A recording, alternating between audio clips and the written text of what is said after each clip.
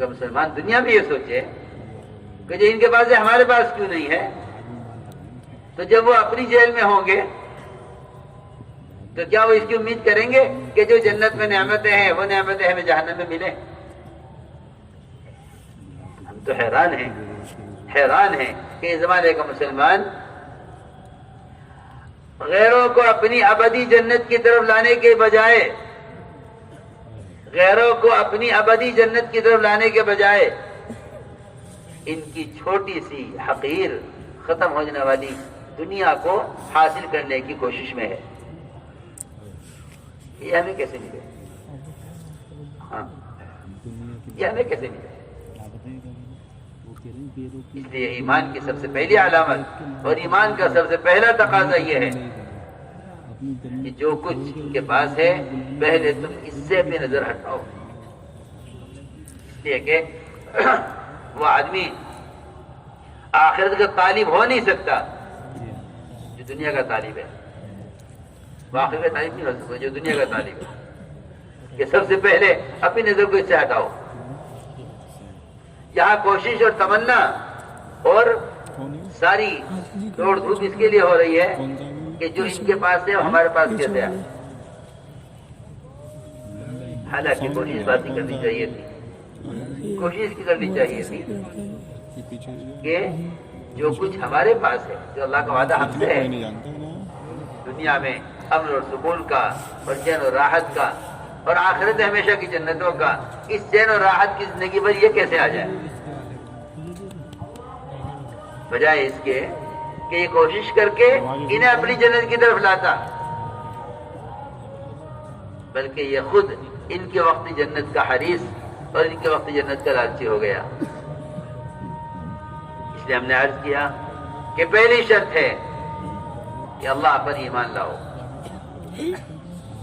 کہ اللہ پر ایمان لاؤ، کیونکہ جتنے وعدے مسلمان سے ہیں یہ وعدے دنیا میں پورے نہیں ہوں گے ایمان کے بغیر۔ سنو، اللہ نے پہلی شرط لگائی ہے، وعد اللہ الذین آمنوا وعملوا الصالحات لَيَسْتَخْلِفَنَّهُمْ فِي الْأَرْضِ كَمَا اسْتَخْلَفَ الَّذِينَ مِنْ قَبْلِهِمْ وَلَيُمَكِّنَنَّ لَهُمْ دِينَهُمُ الَّذِي ارْتَضَىٰ لَهُمْ وَلَيُبَدِّلَنَّهُمْ بَعْدَ خَوْفِهِمْ أَمْنًا يَعْبُدُونَنِي لَا يُشْرِكُونَ بِي شَيْئًا۔ یہ پوری آیت غور کر کے سمجھنے کی ہے کہ اللہ نے وعدہ کیا ہے ایمان والوں سے، اور وعدہ کیا ہے اللہ تعالیٰ کے حکموں کو پورا کرنے والوں سے کہ اللہ تعالیٰ ان کو دنیا میں سلطنت، اختیار، اقتدار اس طرح دیں گے جس طرح ان سے پہلوں کو دیا ہے، اور اللہ تعالیٰ ان کو دنیا میں وطنیت اور دنیا میں ان کو قبضہ اور دنیا میں ان کو ٹھکانہ، سنو تو صحیح، یہ سب کچھ دیں گے،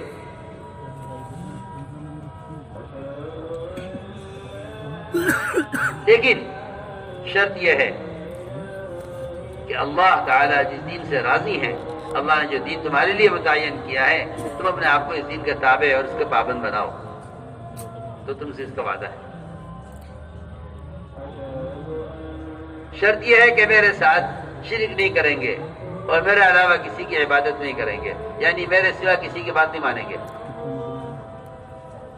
میرے سوا کسی کی بات نہیں مانیں گے۔ یعبدوننی لا یشرکون بی شیئا، میری عبادت کریں گے، میری بات مانیں گے، میرے غیر کی بات نہیں مانیں گے، تو میرا وعدہ ہے ان سے کہ میں ان کو دنیا میں سلطنت، اقتدار، تمکن، وطنیت سب کچھ دے دوں گا، ورنہ اگر انہوں نے ذات پورا نہ کیا تو یہ خود اپنے گھر میں بے گھر ہوں گے۔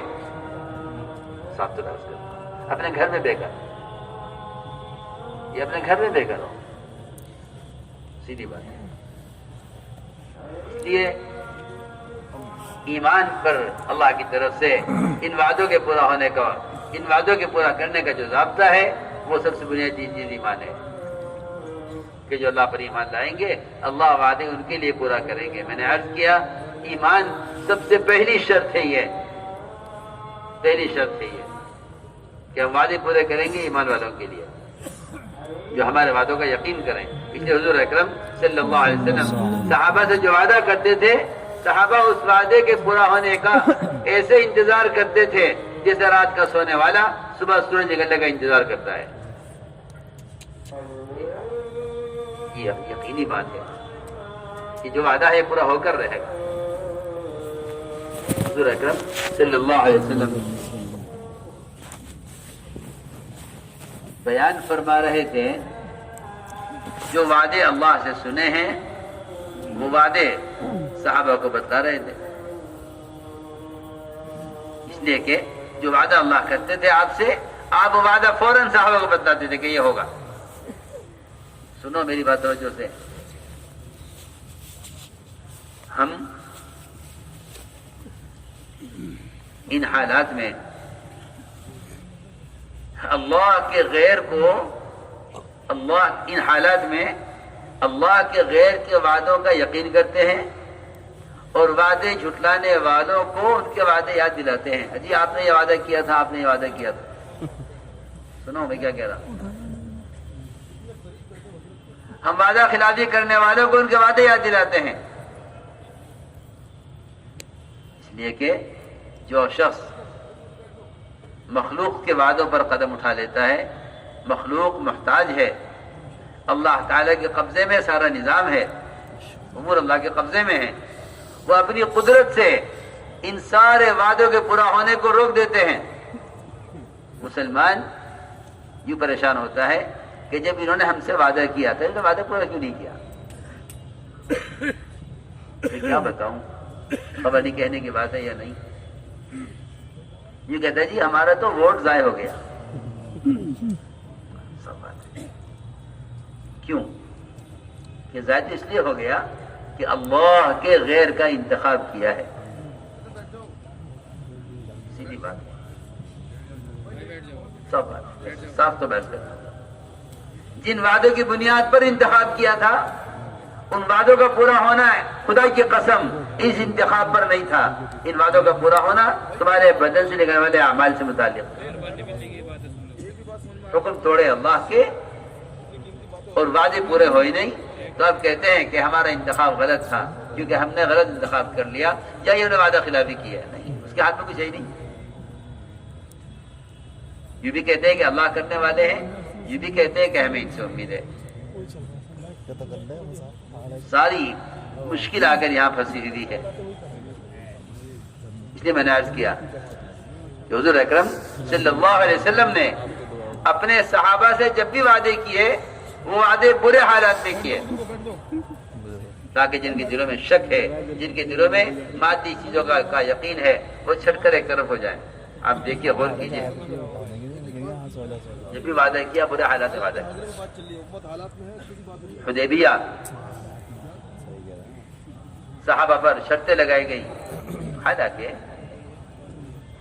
بیت اللہ کسی کی جاگیر نہیں، اللہ کا گھر ہے، سب کے لیے ہے. اللہ کا گھر ہے، سب کے لیے ہے. پہلے گھر الگ الگ نہیں تھے، پہلے گھر سب کا ایک تھا.